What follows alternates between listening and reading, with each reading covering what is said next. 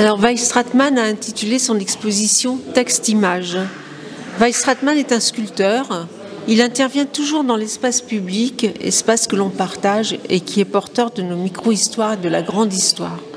L'art dans l'espace public s'intègre à l'architecture, la culture et l'histoire.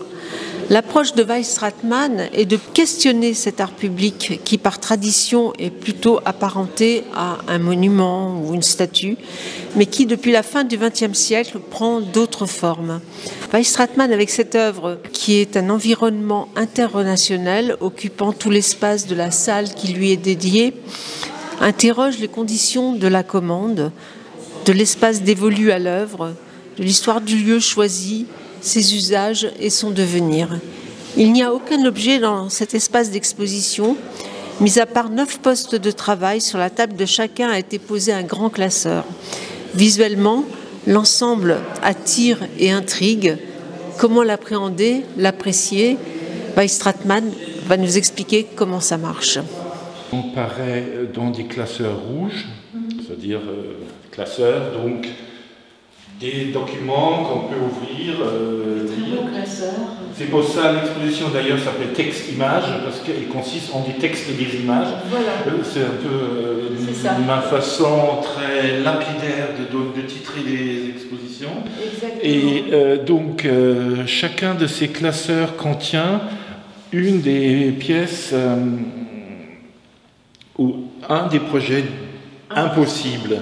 Et dans chaque pièce impossible, il s'agit d'une proposition plastique pour un lieu qui existe dans le monde, et, mais qui est, ça c'est la chose qu'ils ont tous en commun, qui est tombé en dehors du temps, qui est tombé en dehors de la société, et qui est tombé en dehors de l'espace politique ou sociétal.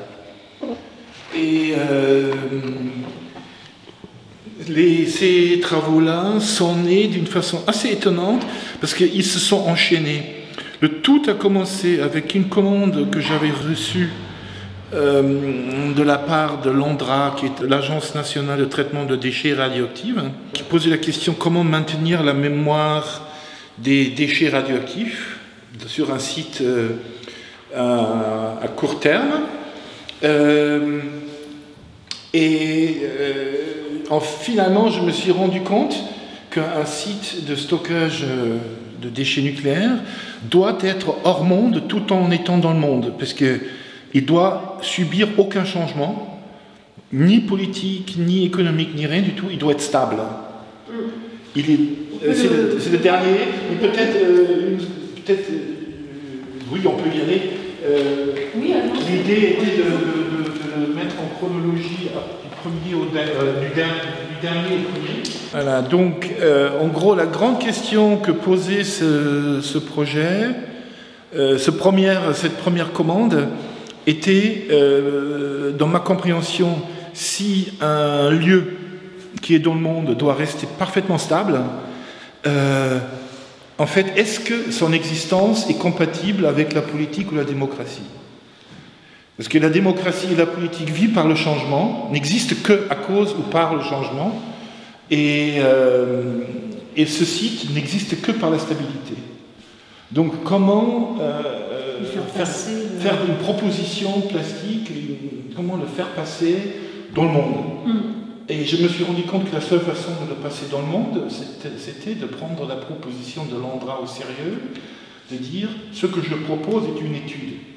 Donc cette étude me permet d'être très violent, très direct, très clair. Il ne peut pas être refusé. Évidemment, ça pose un problème éthique parce que la proposition que je fais est encore une destruction de l'environnement plus vaste que celle initiale, que ce que souhaitait l'ANDRA. Donc, je me trouve moi-même dans un dédoublement dans mon personnage, parce qu'en tant qu'artiste, la proposition est juste.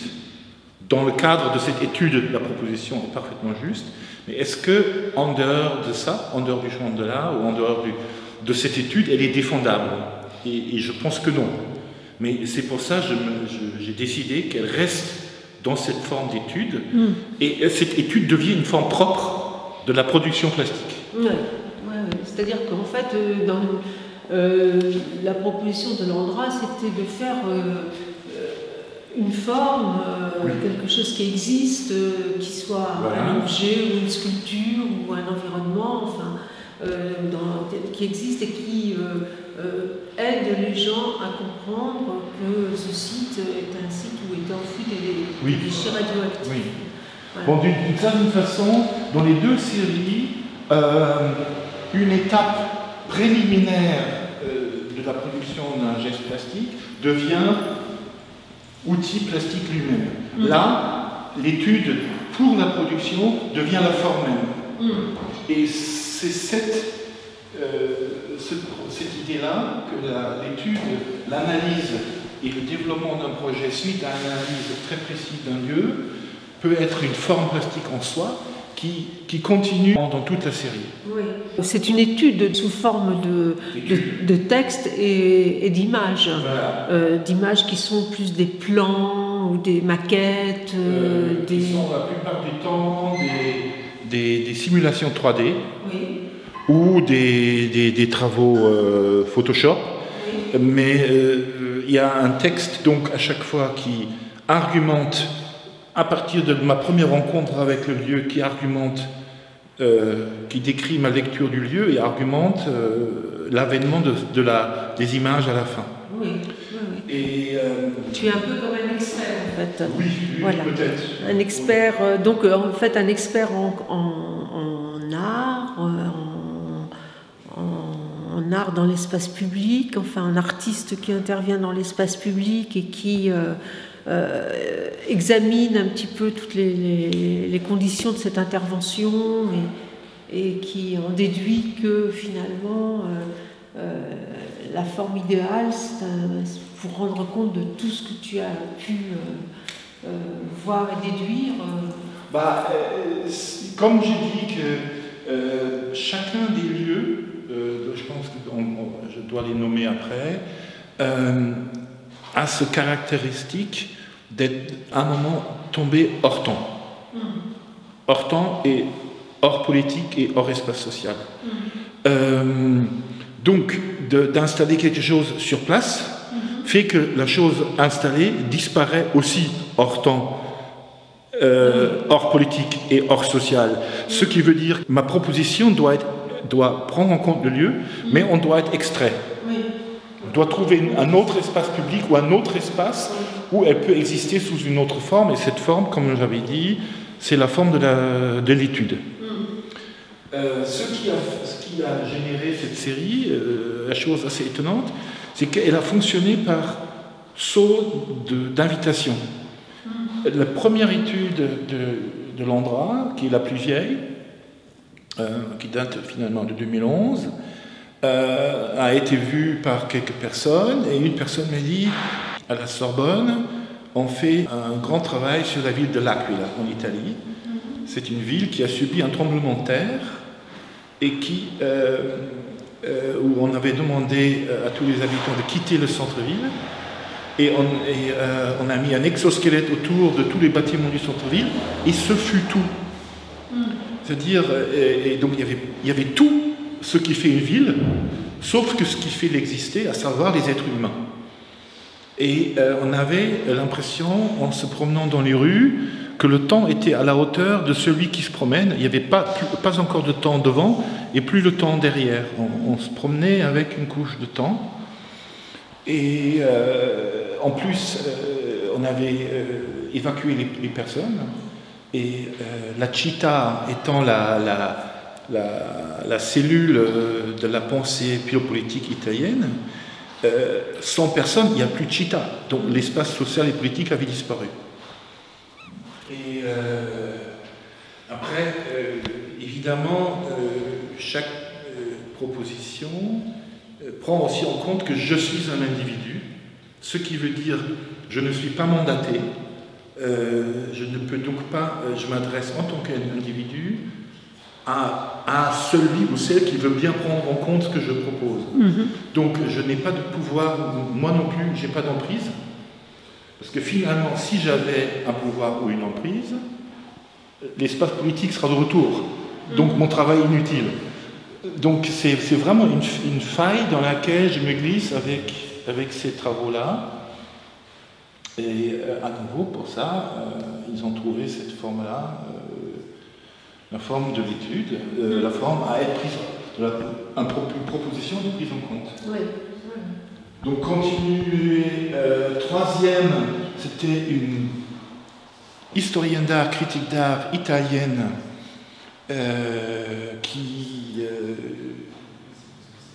avait vu le projet de travail sur l'Aquila et elle a enseigné à Addis Abeba. Et elle m'a dit qu'à Addis Abeba, donc capitale d'Éthiopie, il y a des zones qui étaient bulldozées il y a des années enfermées, et depuis plus rien. Et toute la ville est en train de tomber en morceaux, parce qu'il y a une sorte de violence urbanistique qui se fait. Et elle me dit, ça c'est certainement quelque chose qui fait écho au projet de l'Aquila, donc il faudrait que tu viennes à Addis Abeba. Donc je suis allé à Addis Abeba. Ce qui me semblait important là-bas, c'est que je me suis rendu compte que le phénomène de ce que nous, de façon occidentale, pouvons appeler l'art, en Éthiopie, est un phénomène de colonisation par son propre gouvernement. C'est-à-dire, ça a commencé avec l'empereur Haïlé Sélassie, qui a introduit la notion de la sculpture publique pour démarquer son règne de tous les règnes précédents, et a été suivi par Mengistu, qui était le dictateur du Derg, du gouvernement stalinien, qui a envoyé des jeunes artistes dans les pays du bloc Est pour faire étudier de l'art et la ramener. Donc c'est devenu c'est un art d'État, en fait. Un art d'État, un art du pouvoir. C'est-à-dire un art qui est imposé, un art qui est lié au pouvoir, et la présence de l'art et de l'art tel que nous le définissons occidentalement, un art représentatif et indépendant et autonome, est par nature un fait du pouvoir. Parce que le pouvoir a utilisé cette forme d'art pour s'extraire de l'histoire et se rendre soi-même éternel d'une certaine manière. Et c'est ces deux gouvernements qui ont fait cette tentative de dire que nous ne sommes plus dans l'histoire de l'Éthiopie, on vit une autre chose, on est autre chose. Et l'expression principale, c'était l'introduction de l'art dit, l'art entre guillemets, dans la définition occidentale, et aussi important comme un message à l'Occident que l'Éthiopie était maintenant un pays moderne. Donc il y avait une introduction. C'est l'art éternel en fait. Pour l'art éternel et l'art aussi moderne, c'est-à-dire que l'Éthiopie joint l'Occident. Oui. Et la chose étonnante, c'est que la population n'était en rien concernée, sauf qu'elle trouvait maintenant des objets étranges dans son espace public. Des objets étranges que nous définirons comme sculptures, installations et autres. Donc il y a une véritable volonté d'extraire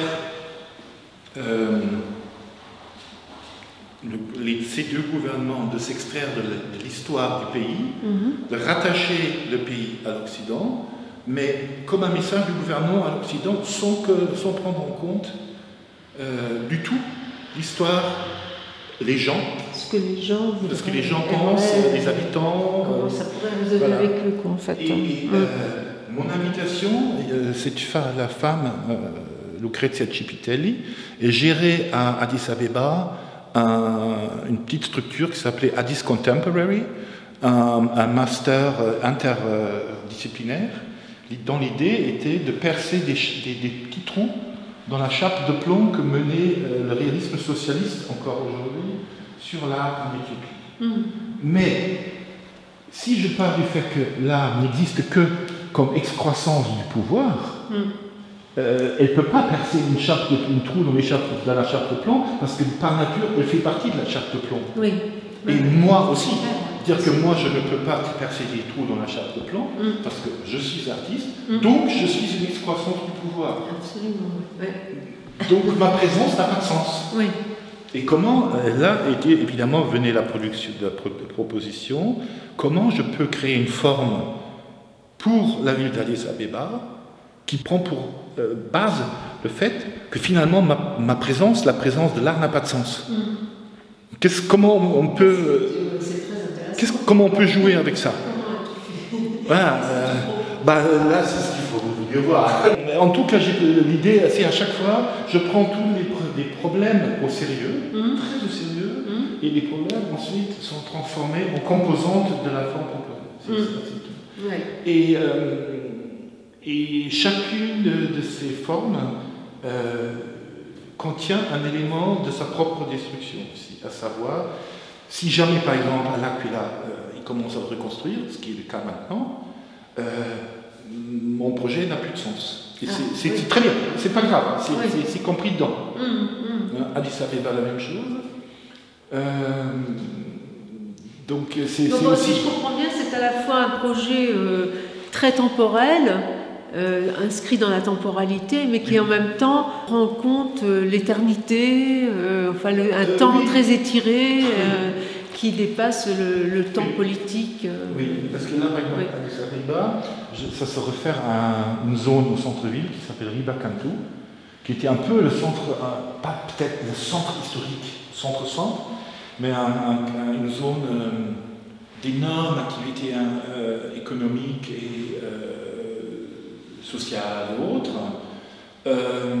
environ 150 hectares au centre-ville, qui étaient simplement bulldozés, sans rien. Et les gens étaient évacués, habités en banlieue. Oui, donc c'est un endroit où il y a eu de la vie, il y a eu toute une histoire, où s'est construit la ville en fait, et brusquement il n'existe plus. Il n'existe plus, et il existe encore au centre-ville, mais avec...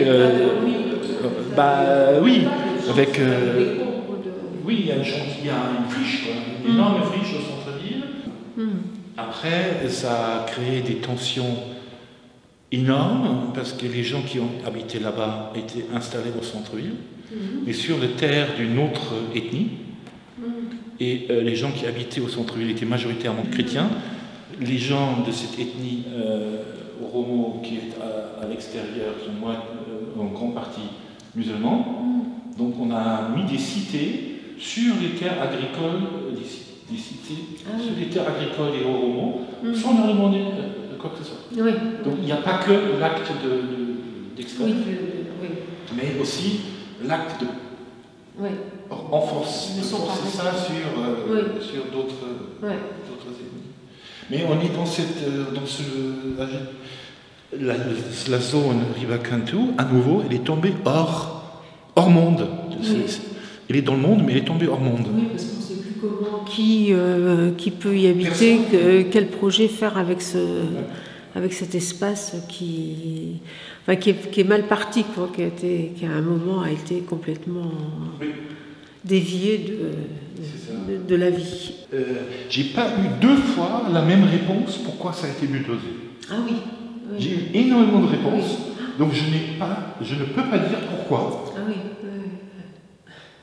J'ai eu trop de criminalité jusqu'à du palais présidentiel, la vue sur Riba Kantou était moche. C'était à peu près les 2 réponses les plus extrêmes que j'ai eues. D'accord. C'est fou. Donc, entre les deux, toute grade. Donc toi tu arrives et on te propose des projets, enfin de faire un projet sur des zones urbaines qui sont indéfinies, enfin qui sont devenues complètement indéfinies et impossibles à urbaniser, qui ont un gros problème, qui posent un gros problème à l'urbanisme. C'était pas vraiment comme ça. Ce qui s'est passé, c'est que Lucrezia Cipitel m'a invité pour participer à son master et d'imaginer un travail pour l'espace urbain. Voilà. Mais l'espace urbain d'Addis Abeba n'est pas l'espace urbain occidental, c'est autre chose. Ça, plus le fait que l'art, tel que nous la définissons, est un acte du pouvoir, mais n'a pas vraiment un rôle sociétal, rendait absolument impossible de faire quelque chose. Donc évidemment, je me suis posé la question, mais comment je peux faire forme avec cette impossibilité-là. Oui. Oui, oui. Mais est-ce que c'est un peu la même chose pour tous les Oui, projets oui, oui. C'est un déroulement. Donc il y a Addis Abeba. Addis Abeba est là. Et c'est ici, oui. Voilà. Riba Kantu. Ouais, ça c'est le quartier. Oui, c'est le quartier. Et on voit, et là, on a le descriptif, l'histoire, aussi avec l'historique. des questions historiques du rôle de l'art. Oui. Comment ça se passe. Oui. Et c'est très intéressant. Et donc, et donc tu as quand même proposé de faire une structure. Oui, oui. Il y a une forme qui sort. Mais donc c'est ça ce quartier. Hein. Ça c'est le quartier. Voilà. Mais ce qui est important, c'est que ça reste. Je me prends la liberté et ça reste dans cette. Parce que là, à nouveau, comme quasiment au premier travail, ma présence est superflue. Oui. Et impossible. Oui. Et si je prends au sérieux tout ce qui définit mon rôle en Éthiopie, en tant qu'artiste, ça pose un problème éthique quasiment. Oui. Donc, à nouveau, la forme de l'étude s'est imposée. Alors là, tu as quand même, ça c'est une réalisation ou une maquette? Ça c'est une simulation 3D. Oui, d'accord. Donc là c'est le chantier, enfin c'est la palissade du chantier. Et donc cette structure reprend la forme du quartier. Enfin, bon, je peux quand même le raconter. Alors donc, ce qui se passe, c'est... on voit ça, c'est très beau d'ailleurs. Ouais. Oui. Ce qui se passe, c'est qu'en Éthiopie, l'art, comme je l'ai dit, n'a pas vraiment un rôle sociétal, donc la sculpture publique est avant tout une prise d'espace.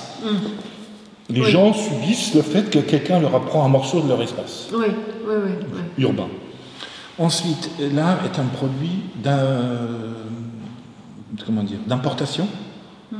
C'est un objet du pouvoir et de colonisation du pays par son propre gouvernement. Donc, ma proposition était de mettre des tours ou des mâts tout autour de ce quartier. Oui. Les mâts devaient être, et là on rentre aussi dans une impossibilité, avoir 300 mètres de haut, parce que la plus haute élévation d'Addis Abeba est à peu près 200 mètres, plus un immeuble posé dessus, il fallait que ce soit plus haut que ça. Donc on arrive à peu près 300 mètres. Ah oui.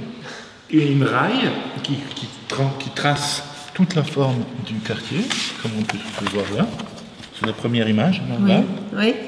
Une raille lumineuse, mais la lumière est envoyée vers le ciel. Oui, d'accord. C'est-à-dire que les gens en bas, ils ne se rendent pas compte.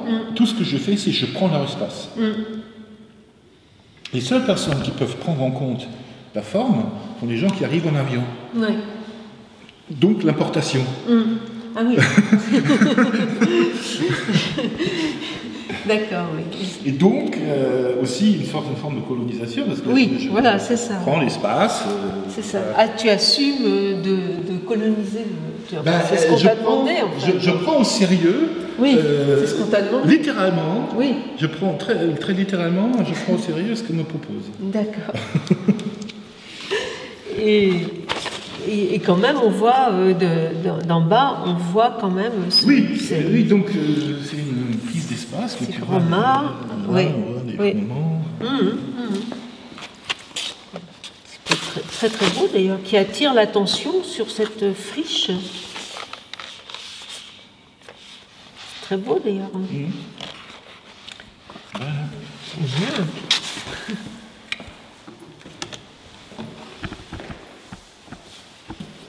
Bon voilà, l'histoire continue. Oui. J'ai fait une conférence sur ces trois choses-là dans une université allemande. Oui.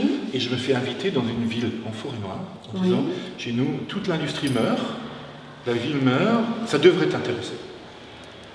Donc j'y suis allé et on est sorti une quatrième proposition, donc pour exemple Georgen, pour cette ville en Allemagne qui était le haut lieu de toute l'industrie phono. Donc Dual, toutes les grandes marques venaient de là, et ils ont tous morts. Donc ce qui à nouveau qui prend toute la ville et la met d'une certaine façon hors temps. Parce qu'il n'y a plus rien. C'est une grande ville? Non, 50 000 habitants peut-être. Oui. Mais c'est toute une ville tombe en dehors de la nécessité d'existence. Oui. Et tombe en dehors du temps. D'accord. Et il y a des gens quand même qui habitent toujours là. Oui. Mais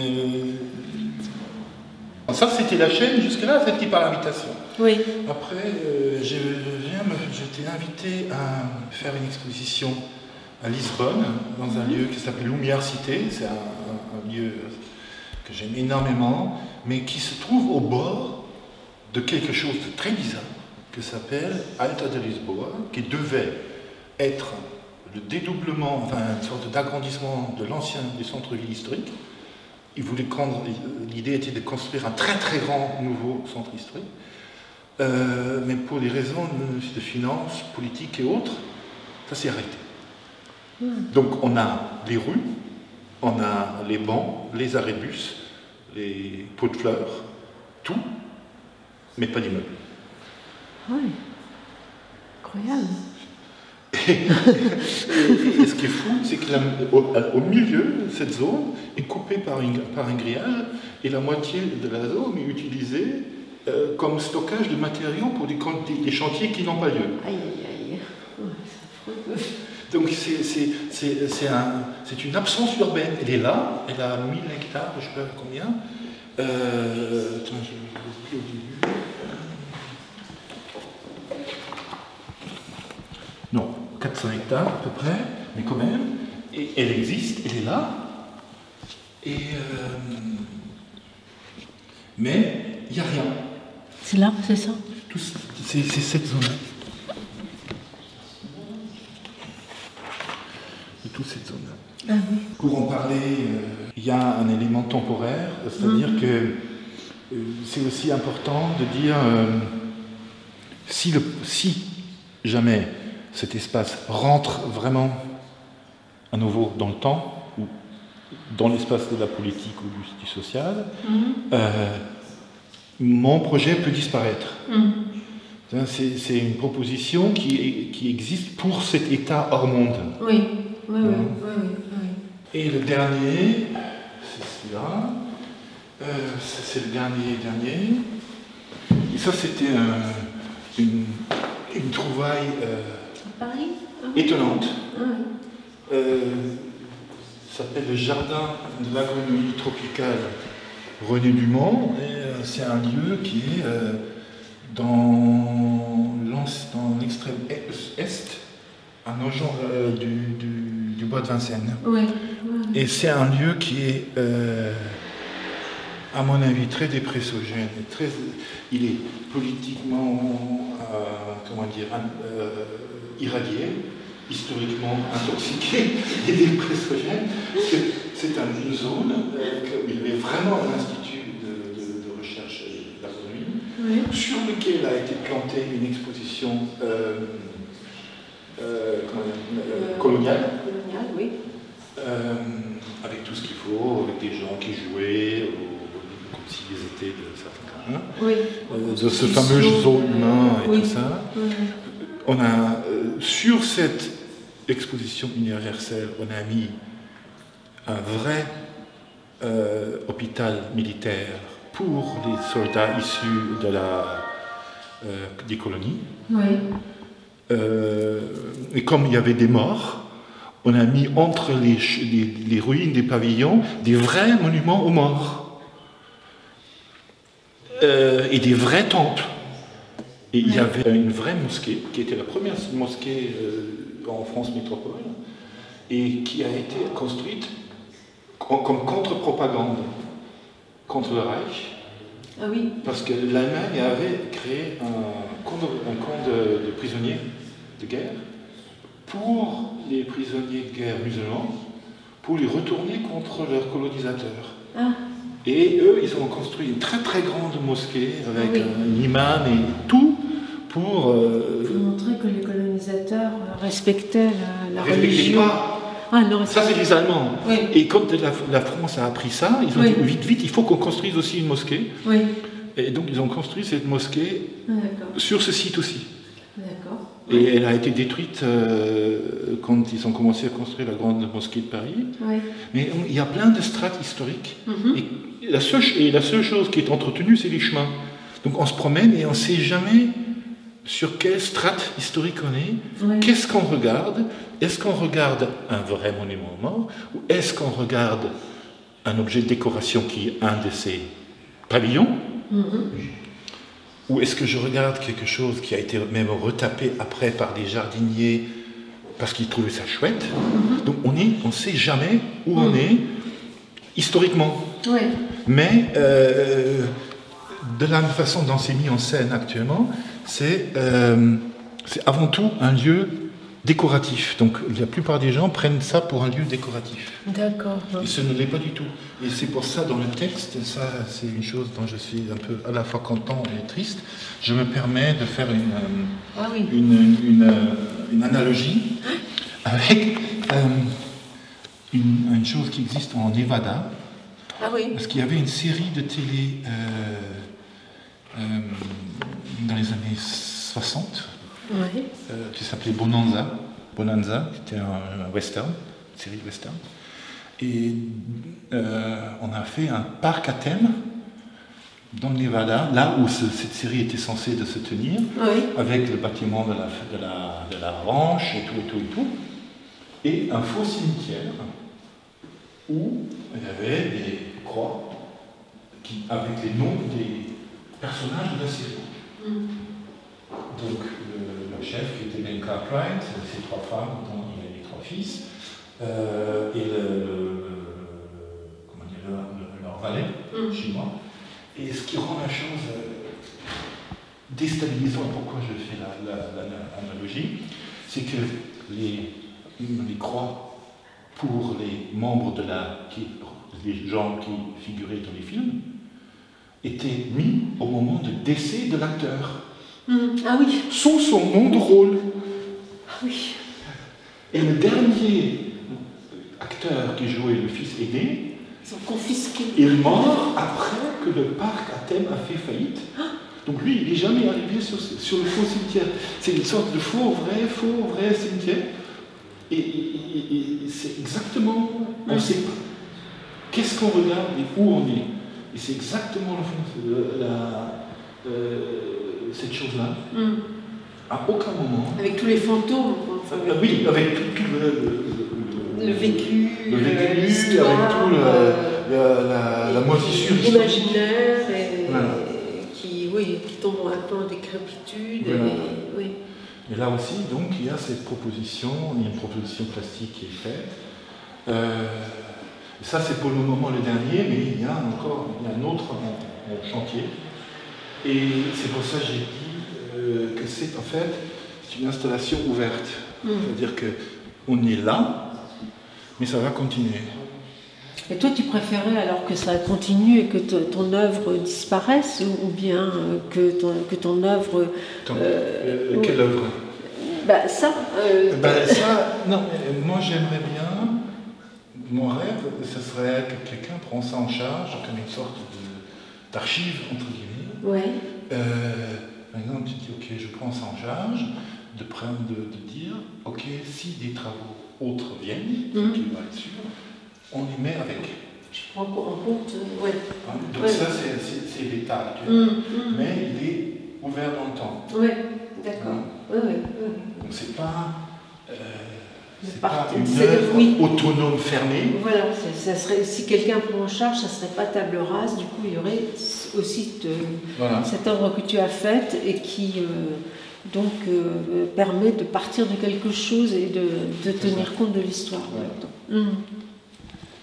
Et voilà, il y aura donc d'autres travaux qui vont venir. Et peut-être regarder les bleus. Oui. Parce que les bleus, c'est différent. Non, mais dans chaque... donc voilà, en tout cas, à chaque fois, ça reste... Je reviens sur cette idée que ça reste une étude. Oui, bien sûr.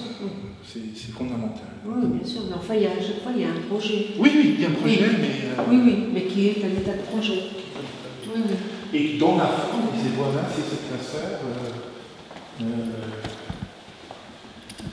Et ça vient de là, mais d'une manière un peu bizarre, parce que c'était un ami qui m'a donné une vidéo, qui a vu tous ces projets, et il a constaté le travail d'analyse que je fais, qui, comme j'ai dit, normalement est une activité ancillaire à l'art, ou je ne sais pas, mais c'est quelque chose de préliminaire. Et il m'a donné une vidéo étonnante, une vidéo interne de Bouygues, un entretien avec Martin Bouygues sur le thème du respect. Et si on analyse, si on fait le travail que j'ai fait là, si on décrit, donc là à nouveau, en gros, je prends un outil de l'histoire de l'art, la description de l'œuvre, et je me permets de rentrer dans l'art, je fais une description cadre par cadre par cadre par cadre de la vidéo, et après j'en tire des conclusions, et cette vidéo du coup se développe comme une vidéo qui montre l'entreprise comme une institution parallèle à l'éducation nationale, comme une institution, comme la supra-institution sociétale, et comme la seule structure qui permet aux jeunes gens d'entrer dans la société et qui demande l'absolu, la loyauté absolue. Parce que Bouygues est une entreprise de bâtiment. Pas que. Non, mais là, elle est plutôt là comme... non, Bouygues en entier. Donc l'Empire Bouygues... oui. Et peut-être juste une chose qui m'a fait étonner, c'est que la vidéo est très mal filmée. Et je me demande pourquoi une entreprise, ça doit avoir une raison, si une entreprise qui possède une station de télé très poussée fait faire une vidéo très mauvaise pour son utilité interne. Donc il y a déjà là quelque chose qui doit être importante. Oui. Je pense que cette entreprise Bouygues est tellement puissante que c'est un État dans l'État. En fait, quelque chose comme ça, c'est si je le prends au sérieux, je peux dire qu'elle occupe tout l'espace, parce qu'elle occupe l'espace médiatique, elle construit des routes, elle construit des bâtiments, et elle occupe l'espace aérien par le téléphone.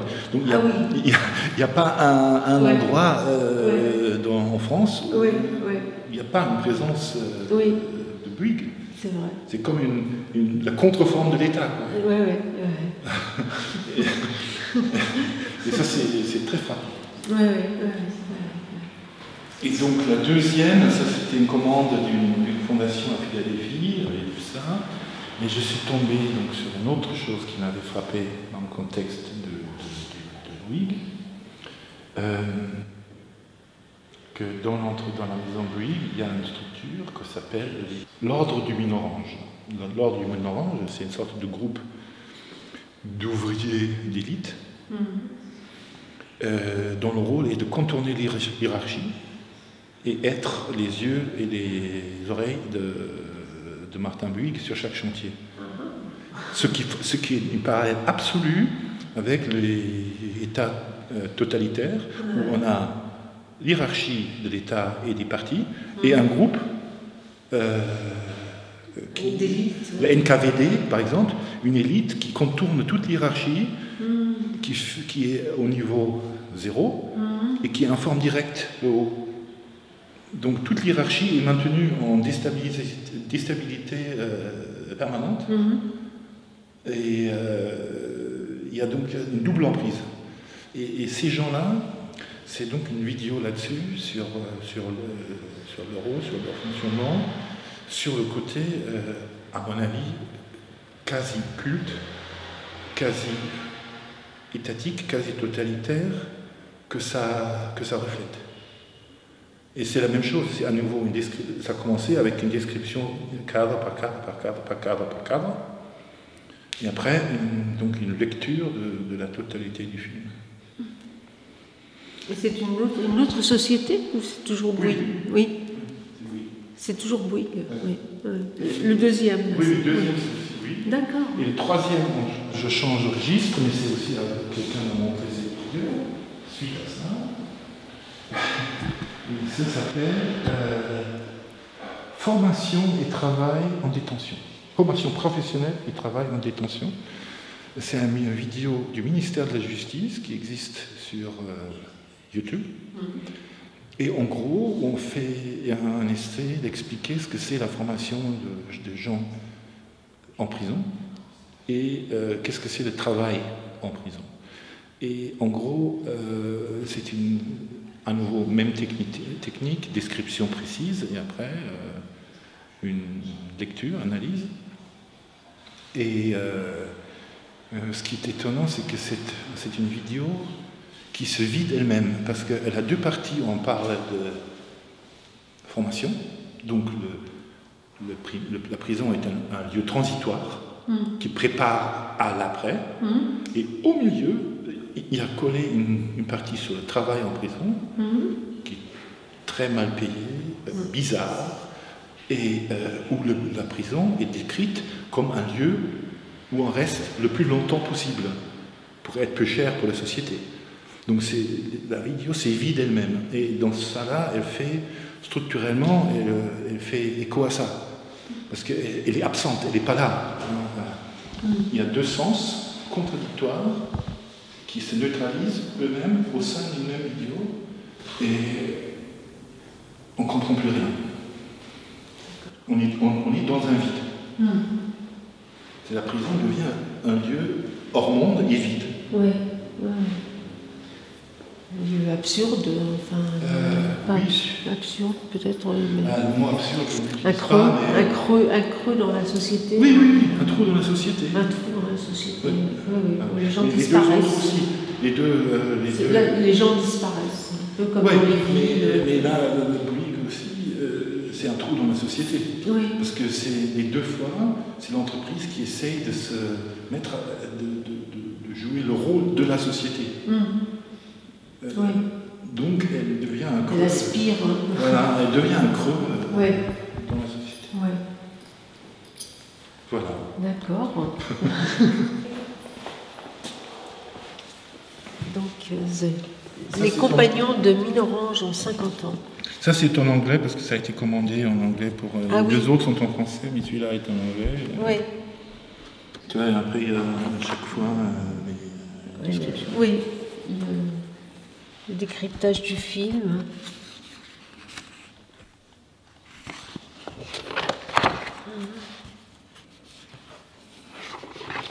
Ça, c'est le décryptage du film. Oui, c'est tout le décryptage. D'accord. Et après, il y a un moment, ça c'est encore le décryptage, il y a 130 pages parce que la vidéo est très longue. Oui. Et après,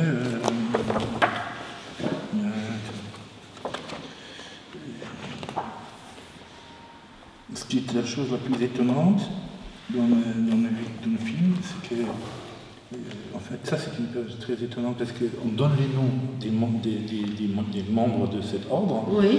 Mais à aucun moment dans la vidéo, on peut les identifier. C'est-à-dire, on voit les têtes, on entend des voix, mais à aucun moment les voix et les têtes sont mis en parallèle, et à aucun moment ils sont nommés.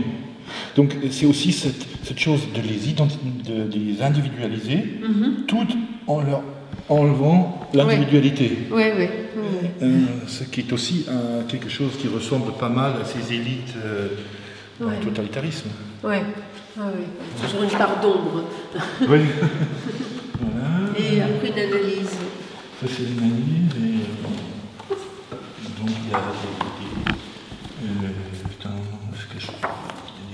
un moment. Ah non, ça c'est autre chose. Il y a quand même une phrase où quelqu'un dit à des Mine-Orange, nous sommes tous des enfants de François Bouygues. On est sa famille, Bouygues c'est notre famille, on est tous des enfants. Ça m'a un peu perturbé. C'est paternaliste, comme on dit. C'est paternaliste, mais je pense que le lien entre les deux groupes de travaux, c'est ce que je viens de dire, c'est que ça aussi, ce sont des trous. C'est des vides, des creux dans la société. Le pouvoir fait des trous dans la société. Ça, c'est pas, je ne l'ai dit pas, et je ne sais pas, mais je constate à certains endroits. Que ce sont des trous de la société, ce sont des trous dans le monde. Oui. Des trous qui sont là, qui sont dans ce monde, mais... Qu'on ne connaît pas trop, qu'on ne comprend pas trop, et dont on n'a pas vraiment les clés pour comprendre. C'est un temps de lecture. Et donc voilà, et donc il faut effectivement analyser et observer tout ça. Et ce qui est important aussi, c'est de savoir à partir d'où. C'est-à-dire moi, par exemple, à Addis Abeba, j'ai pris les informations que j'ai, mais je ne peux pas me référer à des oui-dire, par exemple. Donc c'est aussi à chaque fois quelque chose qui part du fait que moi je suis artiste et individu. Oui. Je suis qu'un individu. Oui. Donc c'est des propositions d'un individu, c'est pas des propositions qui sont mandatées. Oui. Et ça, je trouve, ça c'est très important. C'est-à-dire que tu as quand même vérifié tout ce que tu... Vérifier dans la mesure du possible. Oui, on t'a raconté, et ensuite tu as un peu croisé les... Oui, mais j'ai cherché dans les recherches, tout ça. Ce qui est étonnant, c'est par exemple juste j'ai écrit au moins des mails à 4-5 personnes par rapport au jardin tropical. Oui. J'ai jamais eu de réponse. Ils sont aussi disparus.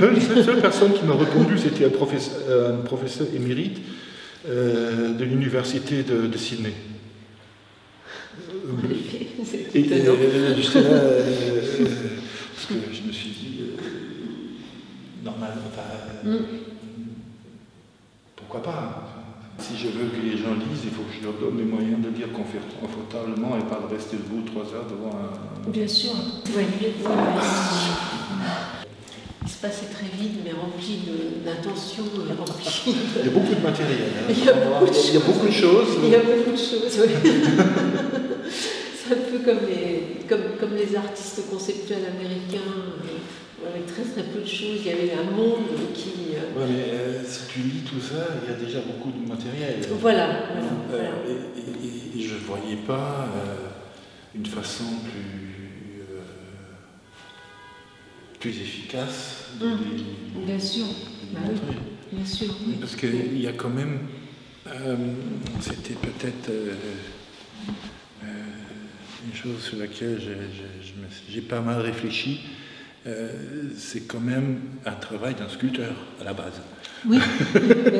bien que j'ai l'impression que j'ai un rêve que je ne sais pas s'il est toujours répandu, parce que je trouve de plus en plus que l'art devrait être une pratique intellectuelle plutôt qu'une fabrication d'objets. Ah oui. Et même, je trouve, l'art conceptuel fabrique des objets, à savoir des concepts. Donc, je ne sais pas. Mais je suis quand même quelqu'un qui vit dans le... Bon, c'est des projets qui posent toujours la question du temps, du hors-temps qui est dans le temps, mais qui s'inscrivent dans l'espace que je vis. Quoi. Voilà. Donc, l'espace est aussi important que le temps, bien sûr.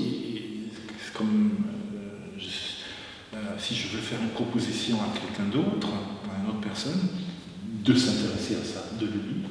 J'ai un vrai problème. Le problème, c'est que je ne sais pas comment qui que ce soit d'autre pense. Je n'ai pas la moindre idée. La seule chose que je sais, c'est que la personne a un corps. Oui, mais les artistes ne savent pas non plus. Non, personne ne sait. Personne ne sait. Voilà. Oui, personne ne sait. Voilà, donc je ne peux pas...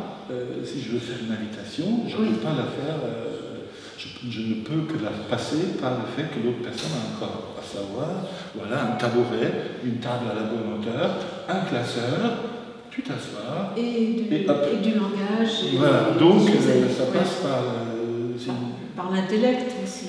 Oui, mais avant tout, c'est une invitation que chacun conçoit avec son corps. Non, l'idée c'est de dire, si quelqu'un veut, ils peuvent prendre tous les classeurs et tous les autres prix, travaux qui viendront, vont venir gratuitement par la suite. Ah, d'accord.